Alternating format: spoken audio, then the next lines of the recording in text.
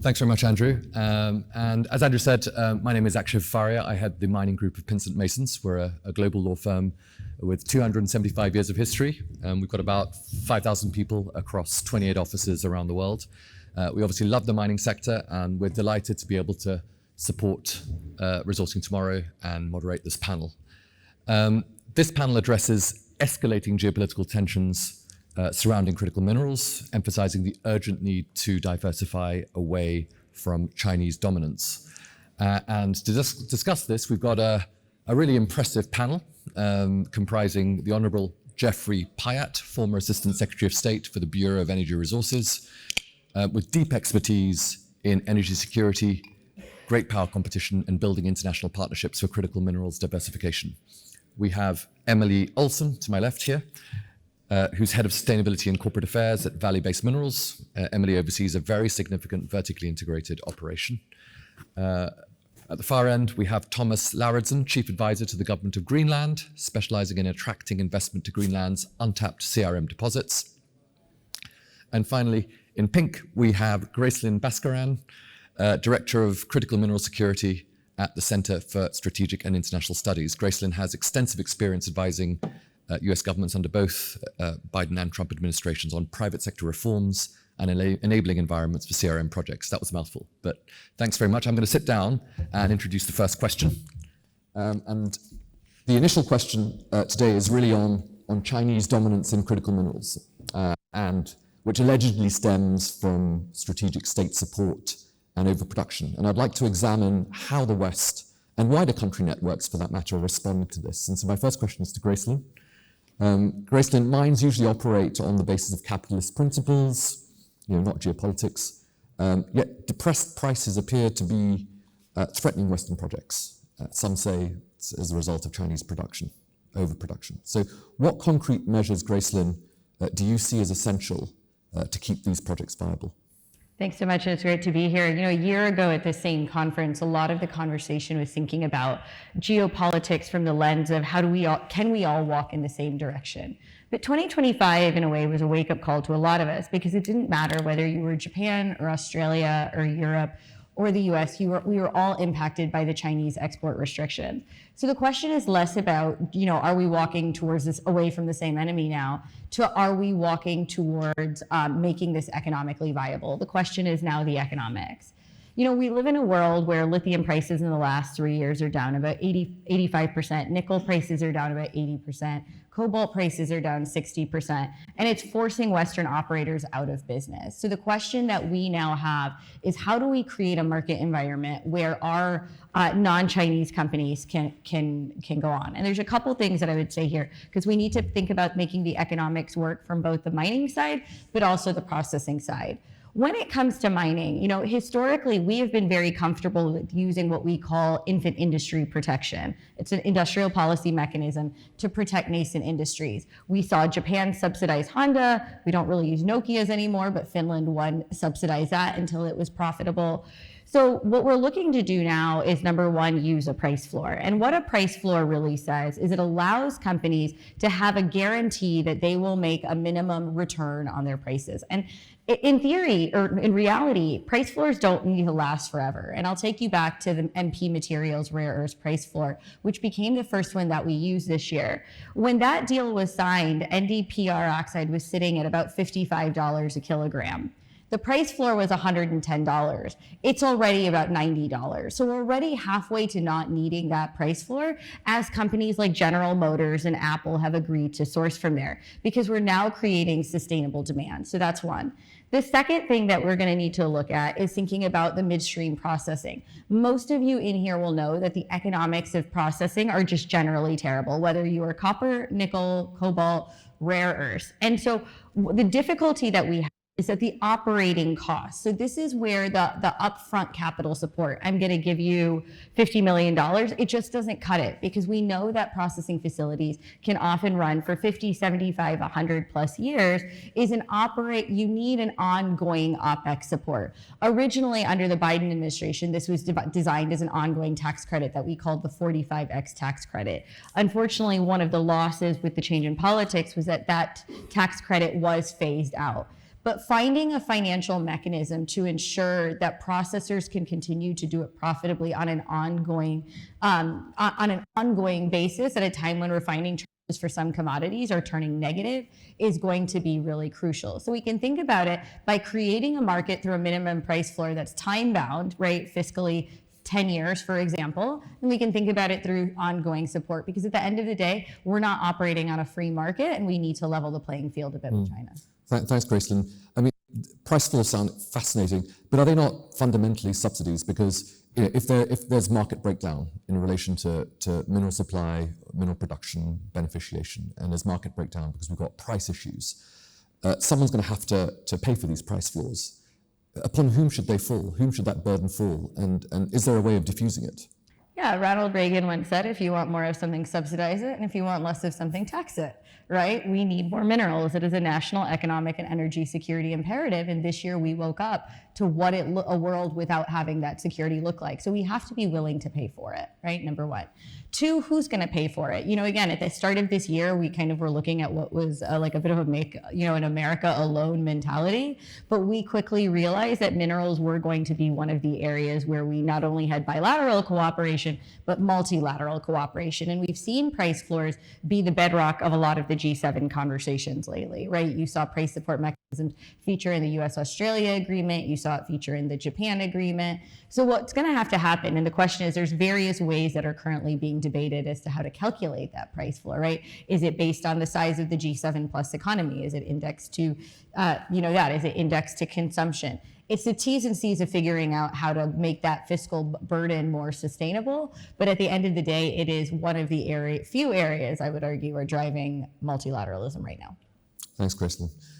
Fascinating. It was very interesting to hear about the connection you made there between beneficiation and production in terms of diffusing that burden. Emily, I just want to turn to you. You're part of a very large vertically integrated business in North America, focused on producing and processing CRMs. What do you think the West has failed to do to incentivize ore extraction? Because it sounds like we're behind the curve clearly at the moment. And what do you think are we're talking about diversifying away from Chinese sources, for example, and others. What do you think a realistic strategy would be? No, so I mean, building off what Gracelin said, I think as you look at prices this year, you very clearly articulated the impact that you've seen in certain commodities, particularly, I can speak to nickel, being one of the largest producers of Canadian nickel, and how those price impacts have impacted us longer term in our own strategy. So I think when I look at it from a mine perspective, the one thing as you look across the policy spectrum has been how we are incentivizing critical minerals in that way. So mine development, when I look at my development capital, that is my biggest cost. And so a lot of incentives over the years have been targeted to the consumer. Or on surface capital issues, haulage, trucks, etc. But really for me, I think all of you are here know a bit about the mining sector. Building a new shaft, that is a capital intense activity. And so as we look at the demand we're seeing on copper, Evie Hambro was here this morning and talked about our joint venture that we announced yesterday on Sudbury Synergies, right? Looking at that as an example of mine development on a brownfield. I think there's a lot of excitement right now about greenfield possibilities as we see the demand picture change. But when I think about what governments can be doing now, I personally see a real need for that mine development incentive from a capital perspective. How we're thinking about it differently. You have to get the ore out. It's a catch-22 in a way. We're talking about processing needs and where we're seeing negative TCRCs, et cetera, on smelting. You have to get the ore out of the ground, and that is not an inexpensive activity. And so where we've talked about price floors, et cetera, also looking at how the incentive structure across different governments can really focus on that mine development, because that is when you're trying to remain cost competitive with China, with Indonesia, that mine development cost, that capital development cost is a real opportunity to change the playing field for the sector. And what are those? What does that support or those incentives look like? Is that tax incentives? Is it subsidies? What does it look like? I think it's a myriad of tools. I mean, you've talked about price floors. Again, I think for us, when we look at brownfields, the Canadian budget just rolled out, and there are ample opportunities for looking at how to capitalize on critical mineral funding. I think for us, tax incentives are a great structure given the nature of our business. Any access to patient capital for a brownfield and some of the greenfield developments is always helpful, but I don't think it's one or the other. I think it is a suite of tools that a sector, an industry, a company can access to really fit their own portfolio, right? I'm not going to build large pieces of infrastructure. So looking at where certain policy pockets of funding sit that are more relevant to my development will be important. But it's having that suite of options and thinking about the long-term ambition of your host country. If we take that conversation from critical raw minerals, that's your core ore product, and take it to rare earths or certain rare earths, which are critical to certain governmental strategic objectives. Having spoken to some of your colleagues in the industry, it's become evidently apparent that it's uneconomic in many respects or in many situations to actually extract those. They're sometimes ancillary to some of your core activities. So how does one incentivize the extraction of those types of minerals? How do we deal with the ROI, ROE problems that arise out of that? I am not in the rare earths business for a reason is that, I think we look at the endowment. I look at my own business, right? I have a very strong endowment of both copper and nickel. So focus, right? And so I think even in traditional commodities like nickel and copper, again, it goes to, I think for me, it's pace. Everybody wants minerals tomorrow. And that comes with a cost and an investment. And, we're seeing inputs, we've seen impacts from tariffs, right? And so the whole macro picture is changing. And so for us, focusing on our core commodities, ensuring we are on the lowest end of that cost curve, putting efficiencies into our business, that's what we're focused on. So nickel is struggling from a price perspective. Long term, we remain bullish. But our job is to ensure that we can get our nickel production in the lowest part of that cost curve so we can weather the volatility in the market. And I think the same as you look at rare earths, a combination of incentives, some time, and understanding the optionality on supply and inputs. Diversifying helps. I mean, to sort of mix metaphors and use lots of buzzwords, this sounds like a kaleidoscope of variable geometry in terms of identifying, who does what, who should do what is subsidized, and where. But turning to you now, Thomas, Greenland holds vast CRM reserves, which appear to be largely untapped, notwithstanding that you've got a few projects running. But as a mining jurisdiction, you've been to some degree hampered by, ice, infrastructure issues. But is sort of the new sort of geopolitical competition that we're seeing between China and the West offering an opportunity for Greenland to emerge as a new mining jurisdiction? What are your thoughts? Well, thank you. So in recent years, geopolitics have become part of the mining equation, as seen in crude oil and Russian gas, and before that in other commodities as well. The mining industry in Greenland, as in the rest of the world, must now navigate a terrain characterized by protectionism, trade wars, and now also shifting alliances. It is challenging, but it also offers opportunities, particularly within the critical mineral space. Since minerals often become critical because of government interference, we believe that governments in countries seeking secure critical mineral supply lines must take countermeasures. So in recent years, Greenland has argued that governments of critical mineral importing countries may have to step in with export-import credit facilities with low-cost capital guarantees in return for export of mining equipment or import of minerals. And there may even be a need for dedicated mineral funds that provide equity, which seems to be more in need than loans.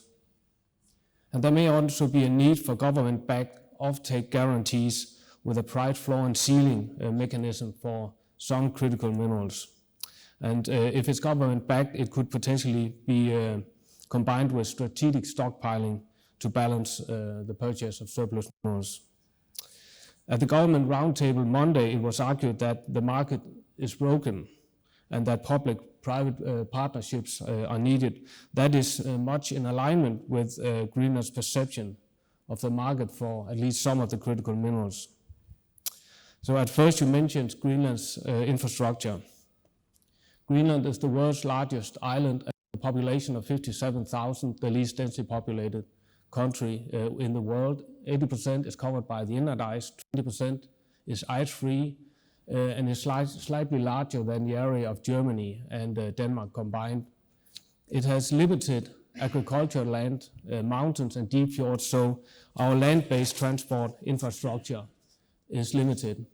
But Greenland has deep fjords that cuts through the landscape from the surrounding sea, often always all the way to the inland ice, and that creates seaways access for ocean-going cargo vessels and bulk carriers that can bring minerals to the world market. So in Greenland, we have seaways instead of roadways and railways. Operating in the Arctic, including Greenland, is different. You must plan for winter conditions, including shifting sea ice and other aspects of the Arctic. And Greenland is a frontier jurisdiction. It is underexplored, and our mining industry is under development. But Greenland has occurrences, not necessarily all commercially exploitable, but occurrences of most of the minerals defined as critical by the UK, the US, the EU, and countries like Japan. So therefore, Greenland offers diversification to Western countries seeking alternative sources of critical minerals. Thanks, Thomas. If I can just summarize a couple of points. It sounds like what you're offering is as an alternative, a sort of an opportunity to diversify away from other sources of critical minerals, and from a technical perspective, there are many other alternative forms of transport and an effective infrastructure to access minerals. Now, given the challenges, do you see that the color of that money, that investment, coming with strings?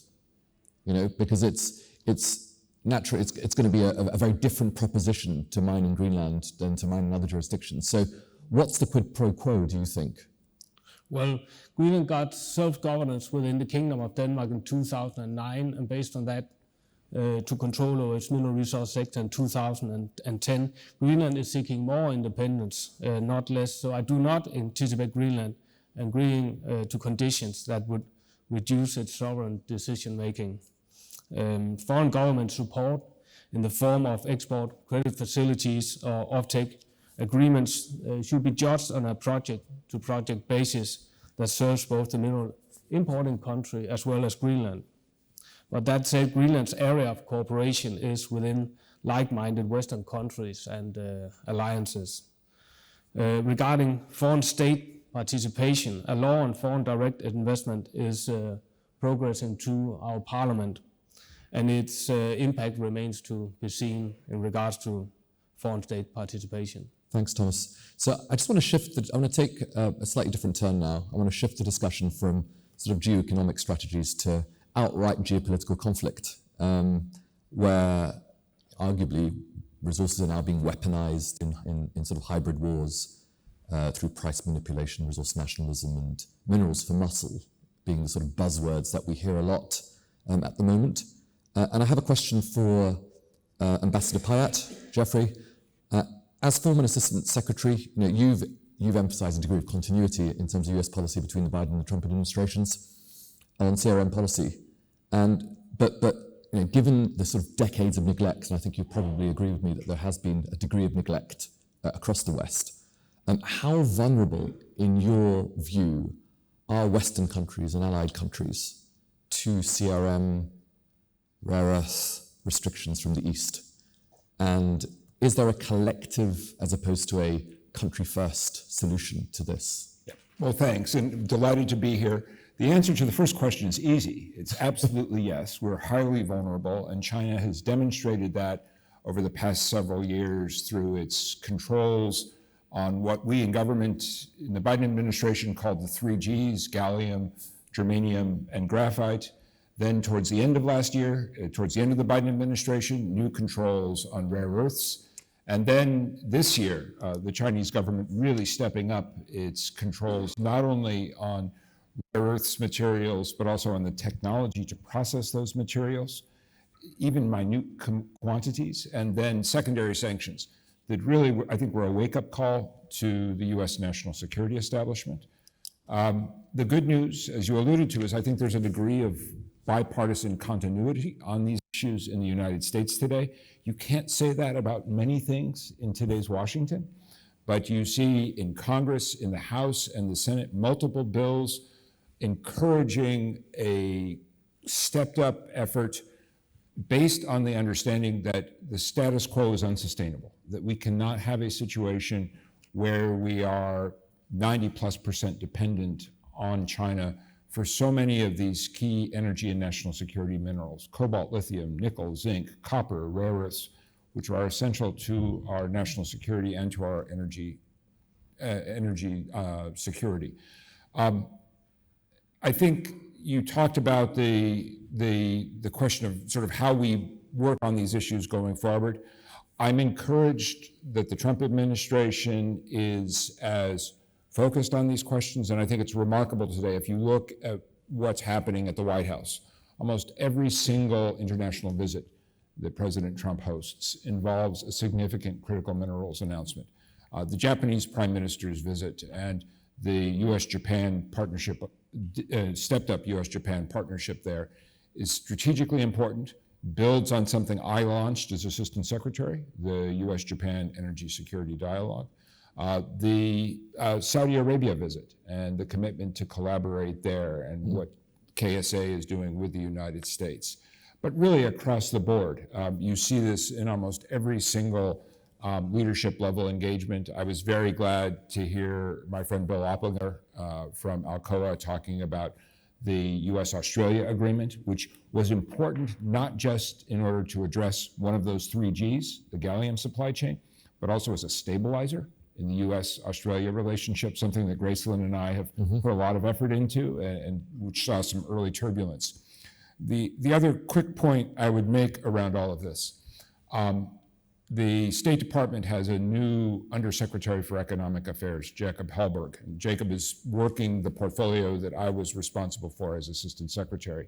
Just this morning, I read an interview he just gave to Bloomberg, talking about a meeting that President Trump is going to host at the White House on December 12th with a variety of governments, which were also priorities for engagement during the Biden administration, all aimed at ensuring the supply chain of critical minerals that we need to power the AI revolution. And I would just emphasize as well, for anybody who hasn't been in Washington recently, everybody is focused on the global battle that we face with China on issues around AI. And that intersects with all of the questions that Resourcing Tomorrow is focused on.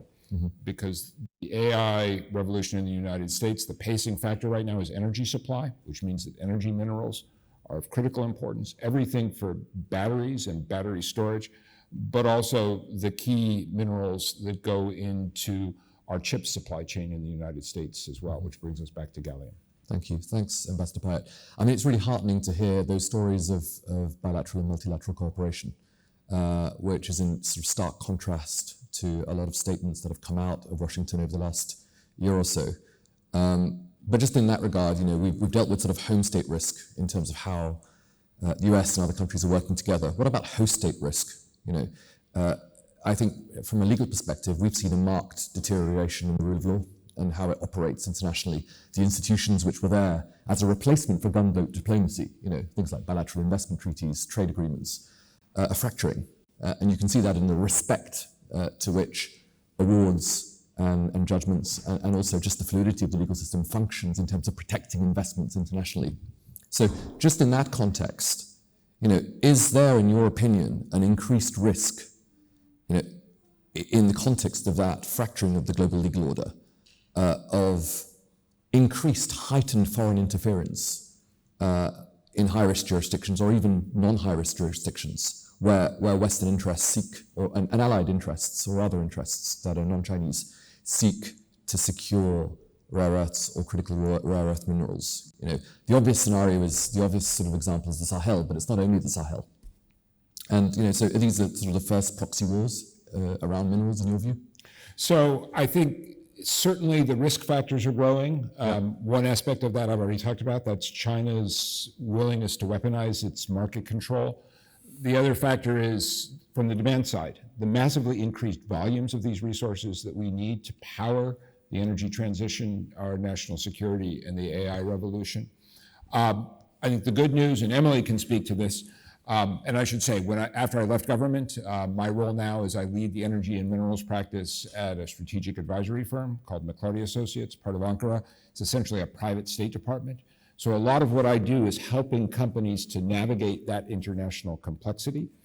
And in that context, I generally found, our mining companies, the mining industry is very accustomed to working in complex geographies. That's the nature of the geology. And I think one of the good aspects of the evolution of the Trump administration's approach is they came in with a very much sort of pure MAGA, we're going to do this alone, we're going to do it in the United States.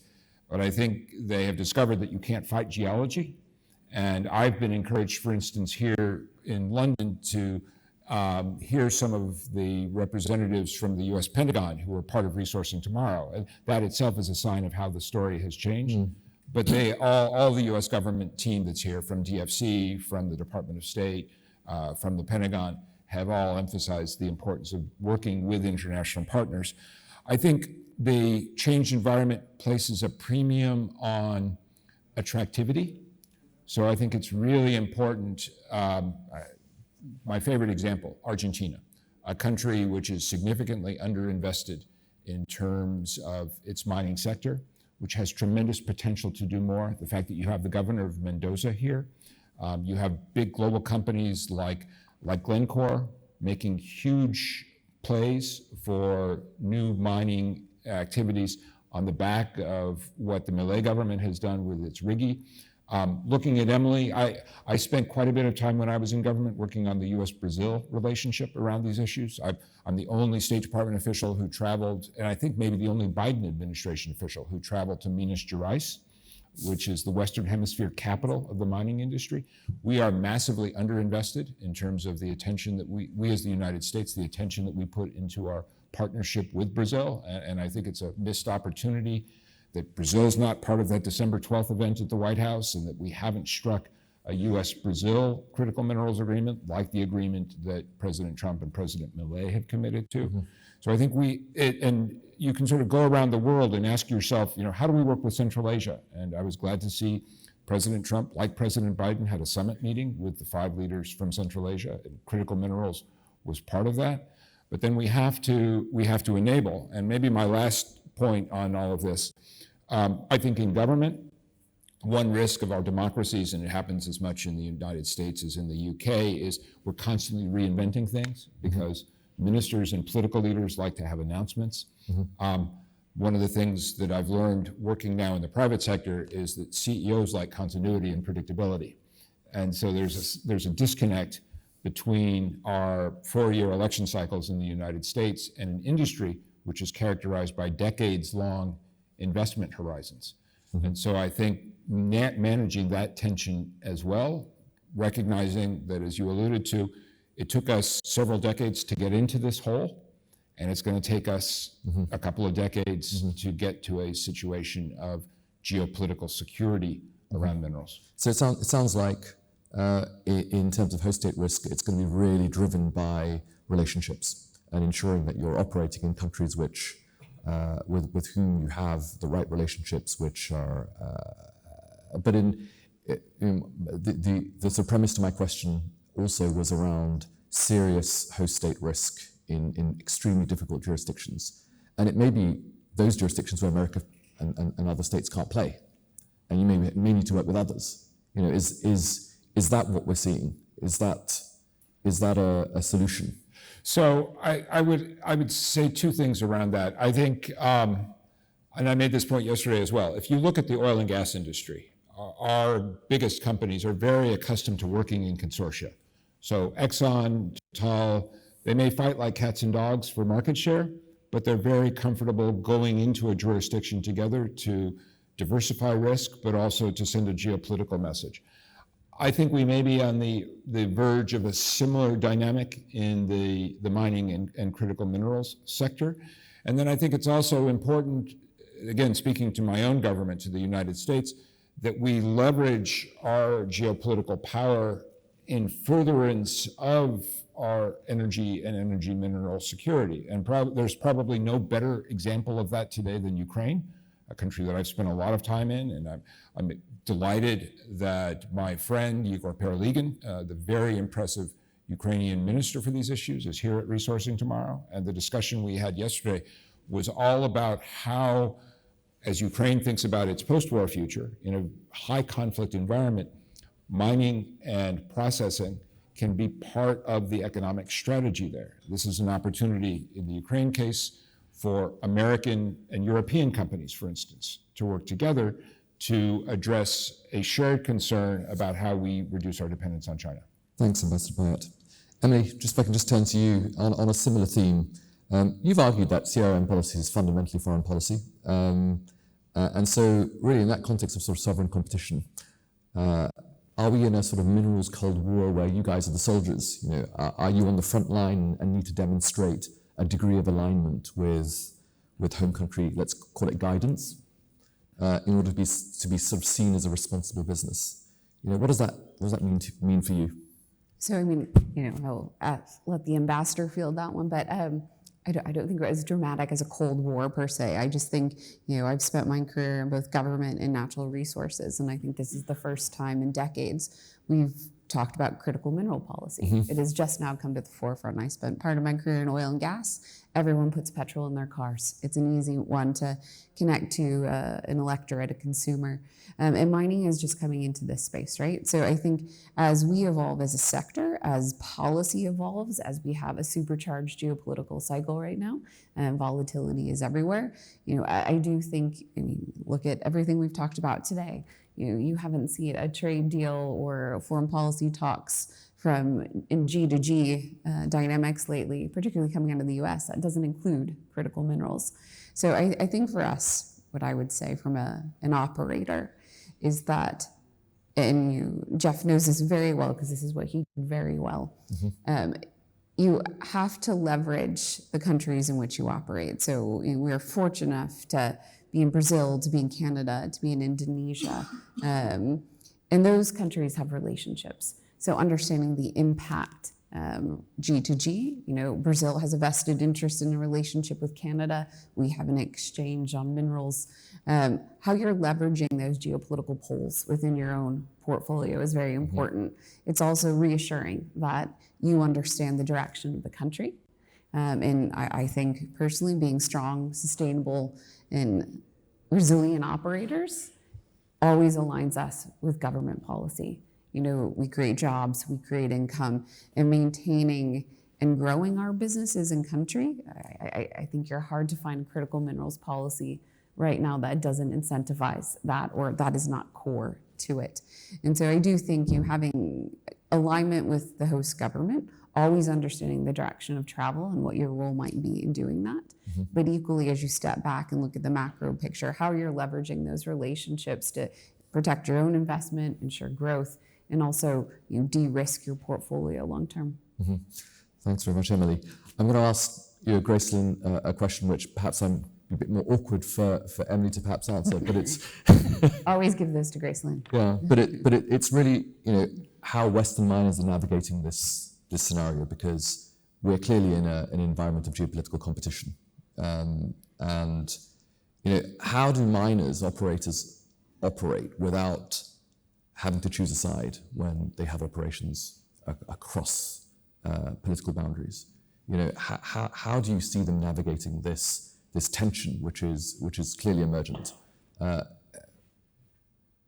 Yeah, it's a great question. So I think Western companies and governments are handling it differently. Yeah. So with Western companies, there is a growing realization, I think, that having certain supply chains not have China in them is better for everyone, because nobody wants to be caught up in a trade war right now, right? Where we can leverage supply chains that are, I know the US has a complicated relationship with Canada, but we do really like them, and I think where we can create vertically integrated supply chains across the Western Hemisphere, where we can do it with our allies in Australia, you have seen leaning into that from Western companies. It also, for them, unlocks financing, strategic cooperation, diplomatic support, et cetera. So broadly, I think companies want to insulate at some level. Like, they can still have supply chains that have China, but it's also good to have supply chains that won't be caught up in a trade war if it escalates, number one.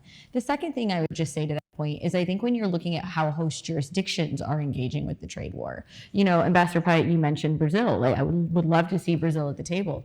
The complexity of that is that the China-Brazil relationship is very close, right? When Ford closed our manufacturing plant there, BYD was happy to pick it up and re-employ everyone. They don't want to be seen on paper having a structural realignment away from China. So you are starting to see that tension play out in different countries, where Australia was happy to realign to the US in a very overt way in that government cooperation agreement, but Brazil is happy to keep it on a more transactional level, DFC, XIM, but not a strong, maybe a G to G agreement that says, the US is your preferred partner. So companies and countries are operating differently. It's really fascinating time. And are they going to have to change their shareholder composition, to make sure they get diplomatic protection in an environment of competition? They're going to say, well, listen, I can't have this class of shareholders in my system, because it's just not going to work. Yeah, and we saw this playing out in the Biden era, right? There were certain big Western companies that had Chinese shareholding that came under scrutiny, and that's completely tightened, right? When our current State Department is planning a visit and they say what companies need support, they're not looking at companies that have a large Chinese shareholder competition. So there is this, people are certainly reevaluating some of these in the trade war. Yeah. Ambassador Pyatt, I saw you nodding there. Did you want to add anything there? I think when we spoke last, you spoke about India and the US relationship and how that might facilitate certain activities of Western miners in difficult zones. Right. Well, I think India is a perfect example of a country like Brazil, which is fiercely protective of its strategic autonomy, but also has the same anxieties about China. And I maybe to share an anecdote, 3 years ago at the UN General Assembly, the United States launched our mineral security partnership. My boss then, Secretary of State Blinken, Rita Jo Lewis, the chair of the Export-Import Bank, were at the table for the United States. One of the African ministers who was there came up to me afterwards and said, Ambassador, I have no idea what's going to result from this new partnership of yours, but I'm just really glad somebody other than the Chinese is talking to us. Yeah. And when I reflect on my last visit at Resourcing Tomorrow, and the tone there, what's clear is there's now an international consensus that we need to build a more diverse and inherently secure mineral supply chain. And that's an opportunity for the United States. How we use that opportunity is up to the Trump administration, but I think industry is going to be a key partner, and the voices that industry deploys, arguing, as everybody on this panel has, for collaboration and cooperation as the first reference. Great. I've got one last question. I think we've got about 10 seconds for each of us to answer it. And the final question for all of you is, you've got a private briefing with your national security advisor. If there's one recommendation each of you could give that national security advisor in order to facilitate the access of your state to critical rare earth minerals, what would it be in 10 seconds, each of you? Start with Emily. Capital development and supply chain linkages. Fantastic. Think more strategically about vertical integration to make sure where we're supporting a mine that there's a processing facility in an allied country that it's going to. Double down on the mineral security partnership and ensure that the billions of dollars that the US government is now deploying against these targets is distributed in a way that is politically sustainable from Republican to Democratic administrations. Thomas. And government support for the mineral supply chains. That's great. That's great. I think we're almost out of time. Yeah. Andrew? Yeah, so I think it's been an absolutely fantastic panel. And I know you've worked really hard on putting together an absolutely great panel discussion. You've worked really hard. Can we give you a warm round of applause to Action for it? And